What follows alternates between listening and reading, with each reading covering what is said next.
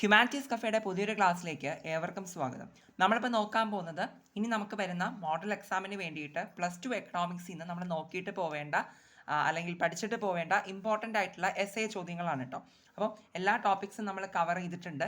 8 മാർക്സിൻ്റെ questions ആണ്, PYQ oriented ആയിട്ടാണ് ചെയ്യുന്നത്. ആൻഡ് ഇംഗ്ലീഷിനും മലയാളത്തിൽ നമ്മൾ പറയുന്നുണ്ട് കേട്ടോ. പിന്നെ ഈ സൈഡിൽ ബ്രാക്കറ്റിൽ കൊടുത്തിട്ടുള്ളത് അതാത് ചാപ്റ്റേഴ്സിൻ്റെ ആ ഒരു നമ്പറാണ്.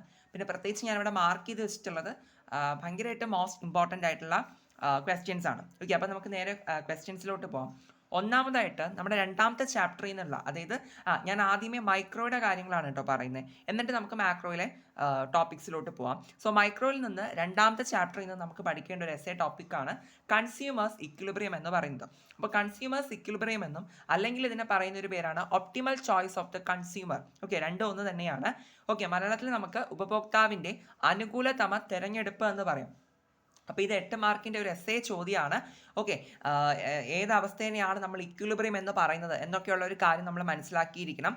ആൻഡ് ഇതിലൊരു ഇമ്പോർട്ടൻ്റ് ആയിട്ടുള്ള ഒരു ഗ്രാഫ് വരുന്നുണ്ട്. ആ ഗ്രാഫ് എല്ലാവരും വരച്ച് പഠിച്ചിട്ട് പോവുക. കാരണം നമുക്കവിടെ ചോദിക്കുമ്പോൾ ഇതെന്താണെന്ന് എക്സ്പ്ലനേഷൻ എഴുതണം, ഗ്രാഫ് വരച്ചു കൊടുക്കണം, ഗ്രാഫിനെ കുറിച്ചിട്ടും ഒരു എക്സ്പ്ലനേഷൻ കൊടുക്കണം. എങ്കിൽ മാത്രമാണ് നമുക്കവിടെ ഫുൾ മാർക്ക് കിട്ടുള്ളൂ കേട്ടോ. സോ എല്ലാവരും അത് നോക്കിയിട്ട് പോവുക. ഇനി നെക്സ്റ്റ് വരുന്ന ഒരു ചോദ്യമാണ് ബഡ്ജറ്റ് ലൈൻ്റെ പ്രോബ്ലം. നമുക്കറിയാം ബഡ്ജറ്റ് ലൈനുമായിട്ട് ബന്ധപ്പെട്ട് രണ്ടാമത്തെ ചാപ്റ്ററിൽ നിന്ന് തന്നെ നമ്മളൊരു കണക്ക് പഠിക്കുന്നുണ്ട്. ഓക്കെ, ബഡ്ജറ്റ് ലൈൻ വരയ്ക്കാനൊക്കെ ആയിട്ട് ബന്ധപ്പെട്ട് അല്ലേ. അപ്പോൾ ബഡ്ജറ്റ് ലൈൻ ഇക്വേഷൻ എഴുതുന്നതും വെർട്ടിക്കൽ ഇൻ്റർസെപ്റ്റും ഹൊറിസോണ്ടൽ ഇൻ്റർസെപ്റ്റും കണ്ടുപിടിക്കാനും ഒക്കെ നമ്മൾ പഠിക്കുന്നുണ്ട്. ആ ഒരു പ്രോബ്ലം എല്ലാവരും പഠിച്ചിട്ട് പോവുക. അത് നമുക്ക് 8 മാർക്കിനൊക്കെ ചോദിക്കാൻ ചാൻസ് ഉള്ളതാണ്. ഓക്കെ, ഇനി അടുത്ത നമ്മുടെ മൂന്നാമത്തെ ചാപ്റ്ററിലോട്ട് വരുമ്പോൾ വളരെ വളരെ ഇമ്പോർട്ടൻ്റ് ആയിട്ടുള്ള ഒരു എസ്എ ടോപ്പിക്കാണ് ലോ ഓഫ് വേരിയബിൾ പ്രൊപ്പോർഷൻ, അല്ലെങ്കിൽ law of diminishing marginal product. MP എന്ന് വെച്ചിട്ടുണ്ടെങ്കിൽ എന്താണ്? മാർജിനൽ പ്രോഡക്റ്റ് ആണ്. അല്ലെങ്കിൽ ഇതിനെ തന്നെ വേറൊരു പേരും പറയാറുണ്ട്, law of returns two factor. Okay, ഏതായാലും ഈ ലോ ഓഫ് വേരിയബിൾ പ്രൊപ്പോർഷൻ എല്ലാവരും കൃത്യമായിട്ട് പഠിച്ചിട്ട് പോവുക. മലയാളത്തിൽ നമുക്കിതിനെ അപചയ സീമാന്ത ഉൽപ്പന്ന നിയമവും വിവേകാനുപാത നിയമവും എന്ന് പറയുന്നുണ്ട്. ഓക്കെ, അപ്പോൾ ഈ ടോപ്പിക്ക് മൂന്നാമത്തെ ചാപ്റ്ററിൽ എടുത്ത് നോക്കുക. ഇത് വളരെ ഇമ്പോർട്ടൻ്റ് ആണ് ഈ ഒരു ക്വസ്റ്റ്യൻ. ആൻഡ് എവിടെയും നമുക്ക് ഫിഗർ വരുന്നുണ്ട്, കുറേ എക്സ്പ്ലനേഷൻസ് പഠിക്കാറുണ്ട്. ഓക്കെ, പ്രത്യേകിച്ചും ഈ റിട്ടേൺസ് ടു ഫാക്ടർ എന്നല്ലേ പറയുന്നത്. അപ്പോൾ ഒരു 3 സ്റ്റേജസിനൊക്കെ പറ്റിയിട്ട് പഠിക്കാനൊക്കെ ഉണ്ട് കേട്ടോ. അപ്പോൾ ഡീറ്റെയിൽ ആയിട്ട് തന്നെ ഗ്രാഫ് വളരെ ഇമ്പോർട്ടൻ്റ് ആണ്, അതുൾപ്പെടെ എല്ലാവരും പഠിച്ചിട്ട് പോവാം. ഓക്കെ, ചോദിച്ചിട്ടുള്ളതാണ് കേട്ടോ ഇത്. ഇനി അഥവാ ഇത് 8 മാർക്കിന് വന്നില്ല എന്നുണ്ടെങ്കിൽ നമുക്ക് ഷോർട്ട് എസ്സേ ആയിട്ടും ഇത് എക്സ്പെക്ട് ചെയ്യാവുന്നതാണ്. ഓക്കെ, ഇനി നെക്സ്റ്റ് വരുന്ന ഒരു ഇമ്പോർട്ടൻ്റ് ആയിട്ടുള്ള ഒരു എസ്എ ടോപ്പിക്കാണ് perfect competition and profit maximisation. നമ്മുടെ 4ാമത്തെ ചാപ്റ്ററിൽ നിന്നുള്ള ഒരു ടോപ്പിക്കാണ് കേട്ടോ. പെർഫെക്റ്റ് കോമ്പറ്റീഷൻ എന്ന് പറയുമ്പോൾ പൂർണ്ണകിട മത്സര വിപണിയും അതുപോലെ തന്നെ എന്താണ് ലാഭം പരമാവധി ആവലും. അപ്പം നമ്മൾ ഇതിനകത്ത് പെർഫെക്റ്റ് കോമ്പറ്റീഷനെ പറ്റിയിട്ട് അല്ലെങ്കിൽ പൂർണ്ണകിട മത്സര വിപണിയെ പറ്റിയിട്ട് ആദ്യം നമുക്ക് എഴുതേണ്ടി വരും. ഓക്കെ, അതിൻ്റെ ഡെഫിനീഷനും അതിൻ്റെ ഫ്യൂച്ചേഴ്സും ആ കാര്യങ്ങളൊക്കെ എഴുതിയിട്ട് പ്രോഫിറ്റ് മാക്സിമൈസേഷൻ അല്ലെങ്കിൽ ലാഭം പരമാവധി ആകുന്ന ആ ഒരു ടോപ്പിക് ഉണ്ട്. അതിനെക്കുറിച്ചിട്ട് ഇത് രണ്ടും കൂടി ചേർത്തിട്ടായിരിക്കും നമുക്ക് എസ്എക്ക് ചോദിക്കുന്നുണ്ടാവുക. ഓക്കെ, അപ്പോൾ പ്രോഫിറ്റ് മാക്സിമൈസേഷൻ എന്ന് പറയുമ്പോൾ എന്താണ്, നമ്മുടെ ലാഭം പ്രോഫിറ്റ് ഏറ്റവും നല്ല ഉയർന്ന രീതിയിൽ അല്ലെങ്കിൽ പരമാവധി ആവാൻ മാക്സിമൈസ്ഡ് ആവാൻ വേണ്ടിയിട്ട് എന്താ പറയുക, അതിന് ആവശ്യമായിട്ടുള്ള 3 കണ്ടീഷൻസ് ആണ് അതിനകത്ത് മെയിനായിട്ട് നമ്മൾ പഠിക്കുന്നത്. ഓക്കെ, ആ 3 കണ്ടീഷൻസ് ഏതൊക്കെയാണെന്നുള്ളത് നമുക്ക് അവിടെ വരണം. ആൻഡ് ഓൾസോ ഈ പ്രോഫിറ്റ് മാക്സിമൈസേഷനുമായിട്ട് ബന്ധപ്പെട്ട ഒരു ഗ്രാഫ് പഠിക്കുന്നുണ്ട്, ആ ഗ്രാഫും അവിടെ നമുക്ക് വരണം. ഓക്കെ, നിങ്ങൾ ജസ്റ്റ് ഒന്നും വേണ്ട, 4ാമത്തെ ചാപ്റ്ററിൽ ഈ ഒരു ടോപ്പിക് എടുത്ത് നോക്കിയാൽ മതി. അപ്പോൾ അവിടെ എല്ലാ കാര്യങ്ങളും കിടപ്പുണ്ട്, അപ്പോൾ നിങ്ങൾക്ക് അത് മനസ്സിലാവും. ഓക്കെ, ദെൻ നമ്മൾ ഇതുണ്ടല്ലോ, ഇതിൽ ഞാൻ പറഞ്ഞില്ലേ ഈ പ്രോഫിറ്റ് മാക്സിമൈസേഷൻ, ഇതാണെങ്കിൽ ഞാൻ പറഞ്ഞല്ലോ ഈ പ്രോഫിറ്റ് മാക്സിമൈസ്ഡ് ആവാൻ അവിടെ കുറച്ച് കണ്ടീഷൻസ് ആവശ്യമാണ്. 3 കണ്ടീഷൻസ് ആണ് പ്രധാനമായിട്ടും ആവശ്യമായിട്ട് വരുന്നത്. അത് ഏതൊക്കെയാണെന്ന് സെപ്പറേറ്റ് ആയിട്ടും നമുക്കൊരു ഷോർട്ട് എസ്സേക്കോ അല്ലെങ്കിൽ 1 വേർഡ് സെക്ഷനിലോ അങ്ങനെയും ചോദിച്ച് കണ്ടിട്ടുണ്ട്. അപ്പോൾ ഏത് രീതിക്ക് നമുക്ക് ഈ ഒരു ക്വസ്റ്റ്യൻ എക്സ്പെക്ട് ചെയ്യാം. ഓക്കെ, അപ്പോൾ അതുകൊണ്ട് എല്ലാവരും ഇത് ഡീറ്റെയിൽ ആയിട്ട് തന്നെ ഈ 2 ടോപ്പിക്സ് നോക്കിയിട്ട് പോവുക. ഇനി നെക്സ്റ്റ് വരുന്നതാണ് price ceiling and price floor. അതായത് നമ്മുടെ 5ാമത്തെ ചാപ്റ്ററിൽ മൈക്രോയിലെ തന്നെ 5ാമത്തെ പാഠത്തിൽ ഏറ്റവും ലാസ്റ്റ് വരുന്ന ഒരു ടോപ്പിക്കുകളാണ് കേട്ടോ പ്രൈസ് സീലിങ്ങും പ്രൈസ് ഫ്ലോറും, അല്ലെങ്കിൽ ഫ്ലോർ പ്രൈസ് എന്നും പറയാറുണ്ട്. അപ്പോൾ മലയാളത്തിലാണെങ്കിൽ വിലയുടെ പരിധി. ഓക്കെ, ദെൻ ഓൾസോ തറവില എന്താണെന്നുള്ളത്. അപ്പോൾ ഈ 2 കോൺസെപ്റ്റ്സുകളും ക്ലിയർ ആയിട്ട് പോവുക. എവിടെയും ഈ 2 കോൺസെപ്റ്റുകൾക്കും, പ്രൈസ് സീലിങ്ങിനായിക്കോട്ടെ ഫ്ലോർ പ്രൈസിനായിക്കോട്ടെ, രണ്ടിനും എന്തുണ്ട്, ഓരോരോ ഗ്രാഫുകളുണ്ട്. ആ ഗ്രാഫുകൾ ഉൾപ്പെടെ വരച്ച ആ തിയറിയും എന്താണെന്നുള്ളത് മനസ്സിലാക്കി പഠിച്ചിട്ട് പോകാം കേട്ടോ. എസ്എക്ക് ചോദിക്കുന്ന ഒരു 8 മാർക്കിൻ്റെ ടോപ്പിക് തന്നെയാണ്. ഇനി നെക്സ്റ്റ് വരുന്നതാണ് തേർഡ് ചാപ്റ്ററുമായിട്ട് ബന്ധപ്പെട്ട് കോസ്റ്റ് പ്രോബ്ലം. അതായത് നമ്മുടെ TC AC MC എന്നൊക്കെ പറഞ്ഞിട്ട് നമ്മൾ കുറച്ച് ടേബിളിൻ്റെ ഫോർമാറ്റിലൊക്കെ പഠിക്കുന്നുണ്ട്. അതിൻ്റെയൊക്കെ വീഡിയോസ് നമ്മുടെ ചാനൽ ഇട്ടിട്ടുണ്ട് കേട്ടോ. ഓക്കെ, അപ്പോൾ കോസ്റ്റ് പ്രോബ്ലം മീൻസ് കോസ്റ്റുമായിട്ട് റിലേറ്റ് ചെയ്തിട്ട് നമുക്കൊരു കണക്ക് ഉറപ്പായിട്ടും വരുന്നതാണ്. അത് 8 മാർക്കിന് തന്നെ നമുക്ക് എക്സ്പെക്ട് ചെയ്യാം. അഥവാ 8 മാർക്കിന് വന്നില്ല എന്നുണ്ടെങ്കിൽ നമുക്കൊരു 5-6 മാർക്കിൻ്റെ ഷോർട്ടസ്റ്റ് സെക്ഷൻ ഉണ്ടല്ലോ, അപ്പോൾ അതിനകത്തും അത് വരാൻ ചാൻസ് ഉണ്ട്. അപ്പോൾ കോസ്റ്റിൻ്റെ പ്രോബ്ലം എല്ലാവരും എന്ത് ചെയ്യുക, കാൽക്കുലേറ്റ് ചെയ്ത് പഠിച്ചിട്ട് തന്നെ പോവുക. അപ്പോൾ ഇത്രയാണ് മെയിനായിട്ട് നമ്മുടെ മൈക്രോയുമായിട്ട് ബന്ധപ്പെട്ട് വരുന്ന എന്താണ് എസ്എ ടോപ്പിക്കുകൾ എന്ന് പറയുന്നത്. അപ്പോൾ ഞാൻ പ്രത്യേകിച്ച് ഇവിടെ ടിക്ക് മാർക്ക് കൊടുത്തിട്ടുള്ളത് നമ്മുടെ കൺസ്യൂമേഴ്സ് ഇക്വിലിബ്രിയം, ഉപഭോക്താവിൻ്റെ അനുകൂലത നമ്മൾ തിരഞ്ഞെടുപ്പ്, അത് നിങ്ങൾ നോക്കുക. പ്രത്യേകിച്ച് ലോ ഓഫ് വേരിയബിൾ പ്രൊപ്പോർഷനെ പറ്റിയിട്ട് മനസ്സിലാക്കണം. പെർഫെക്റ്റ് കോമ്പറ്റീഷൻ, കോസ്റ്റിൻ്റെ പ്രോബ്ലം, ഇതൊക്കെ നമുക്ക് കറക്റ്റ് മോഡൽ എക്സാമിൻ്റെ PYQസിലൊക്കെ നന്നായിട്ട് ചോദിച്ച് കണ്ടിട്ടുള്ള എസ്എ ടോപ്പിക്കൽ ആയതുകൊണ്ടാണ് പ്രത്യേകിച്ച് മാർക്ക് ഇട്ടിട്ടുള്ളത്. ബാക്കി എല്ലാം കൂടി നിങ്ങൾ എന്ത് ചെയ്യുക, കവർ ചെയ്തിട്ട് പോവുക. ടിക്ക് മാർക്ക് കൊടുത്തിട്ടുള്ളത് ജസ്റ്റ് എന്ത് ചെയ്യുക, കുറേ കൂടി ഒന്ന് ഫോക്കസ് ചെയ്ത് പോവുക. ഓക്കെ, ഇനി മാക്രോയായിട്ട് ബന്ധപ്പെട്ട് പറയുമ്പോൾ measurement of national income. Okay, അതായത് നമ്മുടെ 2ാമത്തെ ചാപ്റ്ററിൽ വരുന്ന ഒരു ടോപ്പിക്കാണ് മെഷർമെൻറ്റ് ഓഫ് നാഷണൽ ഇൻകം, ദേശീയ വരുമാനം കണക്കാക്കൽ അല്ലേ.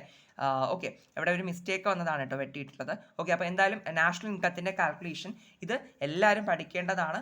പ്രധാനമായിട്ടും 3 മെത്തേഡ്സ് ഇതിനകത്ത് പഠിക്കുന്നുണ്ട് നാഷണൽ ഇൻകം കാൽക്കുലേറ്റ് ചെയ്യാൻ വേണ്ടിയിട്ട്. Product method, expenditure method, income method എന്നൊക്കെ പറഞ്ഞിട്ട് അല്ലേ. അപ്പോൾ അത് കൃത്യമായിട്ട് അത് കുറച്ച് ടഫാണ് പഠിച്ചെടുക്കാൻ വേണ്ടിയിട്ട്. എന്താണ്, അപ്പോൾ നമ്മൾ കുറച്ചൊന്ന് ടൈം എടുത്ത് തന്നെ പഠിക്കേണ്ട ഒരു ടോപ്പിക്കാണ്. നമ്മൾ പഠിച്ചു വെച്ച് കഴിഞ്ഞാൽ അത് നമുക്ക് എന്തായാലും എക്സാമിന് എവിടെയെങ്കിലുമൊക്കെ ഉപയോഗപ്പെടും എന്നുള്ളത് ഉറപ്പാണ് കേട്ടോ. അതുകൊണ്ട് തന്നെ എല്ലാവരും എന്ത് ചെയ്യുക, കൃത്യമായിട്ട് പഠിച്ചിട്ട് പോവുക. 8 മാർക്കിന് തന്നെയാണ് കൂടുതലും റിപ്പീറ്റ് ചെയ്ത് വന്നിട്ടുള്ളത്. ഇനി അഥവാ 8 മാർക്കിന് വന്നില്ല എന്നുണ്ടെങ്കിൽ ഷോർട്ടേജേക്ക് നമുക്ക് എക്സ്പെക്ട് ചെയ്യാം. ഓക്കെ, എന്തായാലും നിങ്ങൾ 8 മാർക്കിന് കണക്കാക്കി ആ 3 മെത്തേഡുകളും കൃത്യമായിട്ട് എക്സ്പ്ലനേഷൻ സഹിതം നന്നായിട്ട് പഠിച്ചിട്ട് പോകും കേട്ടോ. ഇനി ഇത് 2ാമത്തെ പാഠത്തിലെയാണ്. ഇനി 2ാമത്തെ പാഠത്തിൽ തന്നെ ഏറ്റവും അവസാനം വരുന്നൊരു ടോപ്പിക്കാണ് GDP ആൻഡ് വെൽഫെയർ, അതായത് GDPയും ക്ഷേമവും എന്ന് പറയുന്നത്. ഓക്കെ, അപ്പം ഇതും ഒരു എസ്എ ടോപ്പിക്കാണ്. ഇതും എന്ത് ചെയ്യുക, എല്ലാവരും കൃത്യമായിട്ട് പഠിച്ചിട്ട് പോകുക കേട്ടോ. അതിനകത്ത് അത് എളുപ്പമാണ്, പക്ക തിയറിയാണ്, വേറെ ഗ്രാഫോ കാര്യങ്ങളോ ഒന്നുമില്ല. എല്ലാവരും നോക്കിയിട്ട് പോവാം. ഇനി 3ാമത്തെ ചാപ്റ്ററുമായിട്ട് ബന്ധപ്പെട്ട് നമുക്ക് കുറച്ച് ഇമ്പോർട്ടൻ്റ് ആയിട്ടുള്ള എസ്എ ടോപ്പിക്കുകൾ വരുന്നുണ്ട്. ദാറ്റ് ഈസ് മാക്രോയിലെ 3ാമത്തെ ചാപ്റ്ററാണ്.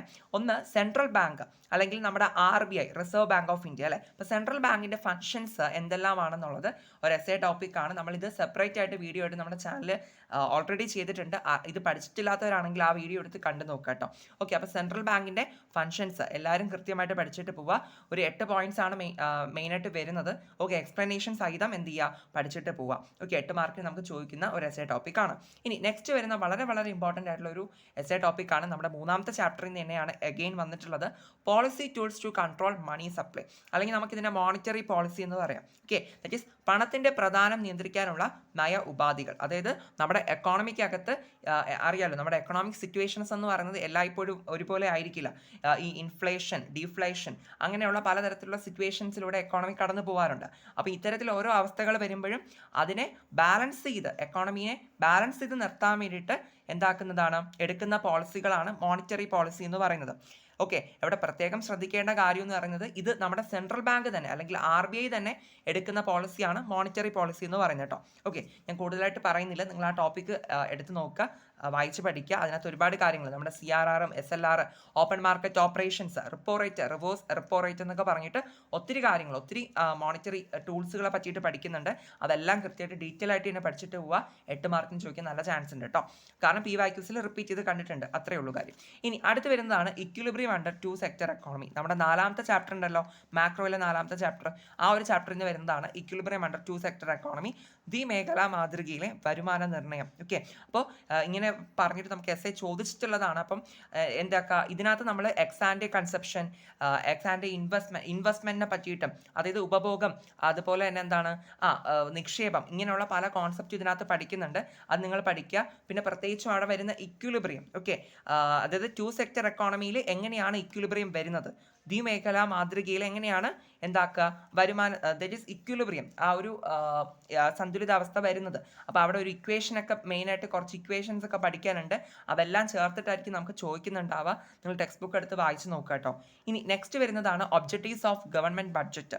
5ാമത്തെ ചാപ്റ്ററിൽ വരുന്ന ഒരു എസ്എ ടോപ്പിക്കാണ്. ദറ്റ് ഈസ് മാക്രോയിലെ 5th ചാപ്റ്റർ, ബജറ്റിൻ്റെ ലക്ഷ്യങ്ങൾ. ഓക്കെ, ഗവൺമെൻറ് ബഡ്ജറ്റിൻ്റെ ലക്ഷ്യങ്ങൾ. ഇതുണ്ടല്ലോ, ഇത് 8 മാർക്കിന് വന്നില്ല എന്നുണ്ടെങ്കിൽ നമുക്ക് ഷോർട്ട് എസ്സേക്കും ഒക്കെ നമുക്കിത് എക്സ്പെക്ട് ചെയ്യാം കേട്ടോ, ഈ ഒരു ടോപ്പിക്ക്.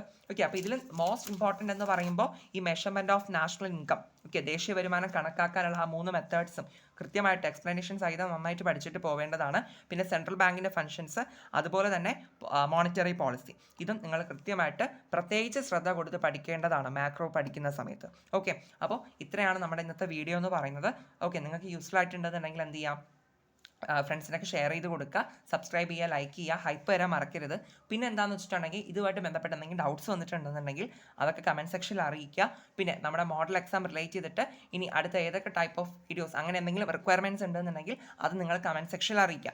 പിന്നെ എന്താണ്, നാളെ നമ്മൾ ക്രൊണോളജി ഞാൻ ഇവിടെ എഴുതി വെച്ചിട്ടുണ്ട് കേട്ടോ, ക്രൊണോളജി നിങ്ങൾ കണ്ടിട്ടുണ്ടായിരിക്കും. ഓക്കെ, അപ്പോൾ നമ്മുടെ ഹിസ്റ്ററി ബന്ധപ്പെട്ട് ഉള്ള ക്രൊണോളജി മാപ്പ് ക്വസ്റ്റ്യൻസ് ഒക്കെ നാളെ മറ്റന്നാളൊക്കെ ആയിട്ട് ചെയ്യുന്നുണ്ട്. പിന്നെ നിങ്ങൾ ഒന്നുകൊണ്ട് പേടിക്കേണ്ട, നമ്മുടെ മോഡൽ എക്സാമിൻ്റെ മീൻസ് നെക്സ്റ്റ് വീക്ക് ആണല്ലോ, അപ്പോൾ ആ ഒരു മോഡൽ എക്സാം ടൈമിൽ ഉറപ്പായിട്ടും നമ്മൾ ഓരോ വിഷയത്തിന് വേണ്ടിയിട്ടുള്ള ഇമ്പോർട്ടൻറ്റ് ക്വസ്റ്റ്യൻസ് അത്തരത്തിൽ ടിപ്സും ഒക്കെ ആയിട്ട് ബന്ധപ്പെട്ട് വരുന്ന വീഡിയോസ് ചെയ്യുന്നുണ്ടായിരിക്കും. അപ്പോൾ എല്ലാവരും ചാനൽ ഫോളോ ചെയ്യാനായിട്ട് മറക്കരുത്. Okay, thank you.